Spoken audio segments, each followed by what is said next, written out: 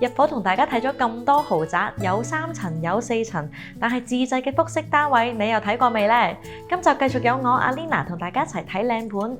今次要參觀嘅單位，業主一家4口將上下2層單位打通，唔知道裝修之後效果係點呢？我哋一齊去睇下。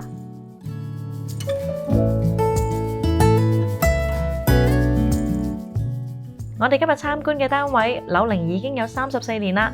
因為業主一對仔女慢慢大個，想俾多啲活動空間佢哋，所以先有今次嘅大裝修。而家間隔重新執過，變成呢個面積近2300尺5房嘅複式戶。男業主咧就中意型格嘅灰色，而女業主咧就中意暖色同綠色。設計師見到單位都望到唔少嘅樹景，所以咧將木嘅元素融入喺室內，形成而家嘅現代簡約風格。業主一家習慣咗喺上層出入，所以玄關位保留喺上層。設計師喺玄關位做咗 C 字鞋櫃，再入少少嘅牆身，兩邊都做咗到頂櫃，可以放更多嘅鞋，同埋一啲大型嘅雜物。櫃身仲特別加設咗展示層架，用嚟放擺設。行過少少就係飯廳，呢度除咗放咗張圓形嘅石紋餐台，旁邊仲放咗梳化同小茶几，可以食完飯 chill 下。再行前啲咧就係廚房啦，呢度咧以白色做主調，兩邊都放咗工作台，就算放咗雙星盤同煮食爐，都仲有好充足嘅備餐空間。近門口位置留咗位放雙門雪櫃，上下櫥櫃仲有大量嘅收納空間，可以放到好多雜物。同好多豪宅一樣咧，主人房咧都係規劃翻喺上層嘅。設計師咧就將原本嘅2間房打通成1間房，形成而家好闊落嘅主人套房。而家做咗3邊落床，兩邊有床頭櫃，床尾可以掛電視，亦有個細衣櫃，專門放佢哋經常着嘅衫。好多人咧都想有個衣帽間嘅，既然生活空間大咗啊，梗係要實現呢個願望啦。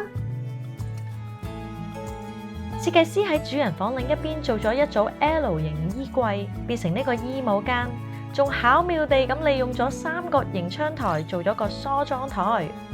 由衣帽間可以通去套廁，設計師仲擴大咗呢度嘅空間，所以同時做到淋浴同浸浴位。而家鏡櫃同地櫃佔咗成面牆，仲有大量嘅收納空間。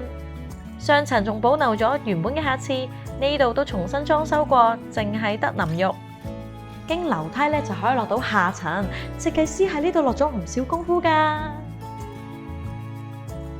樓梯頭企級用咗雲石鋪砌，之後轉咗圓頭木板梯級，側邊就用咗黑色鋼條支撐。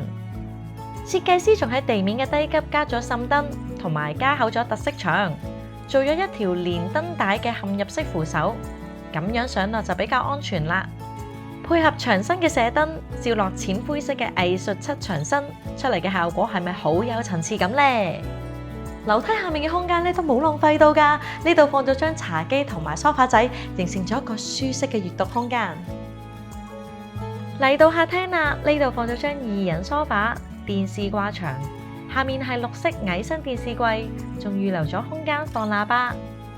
呢度同上層一樣，其中一面牆做咗到頂櫃。頭先都講過啦，呢一層咧唔係主要嘅出入口，所以咧設計師咧就喺呢度做咗個趟門。拉埋之後，玄關位咧就可以當雜物房咁用啦。下層原本有個緊廚，但業主覺得冇乜用，所以而家改成一個多用途房間。媽媽就可以喺度做瑜伽，而女女就可以喺度練舞。行到嚟走廊呢邊咧，就嚟到仔仔同埋女女嘅房間啦，分別以粉紅色同埋橙色做點綴。2間房格局差唔多，除咗單人床，仲有書櫃同衣櫃，亦都有啲展示空間。業主仲喺2間房嘅牆身鋪咗白板，可以貼下磁石。仔仔房連套廁，牆身同地板鋪咗水磨石，仲有大鏡櫃收納。女女就要走返出走廊呢邊浴室，但呢度有浴缸，可以好舒服咁浸浴啦。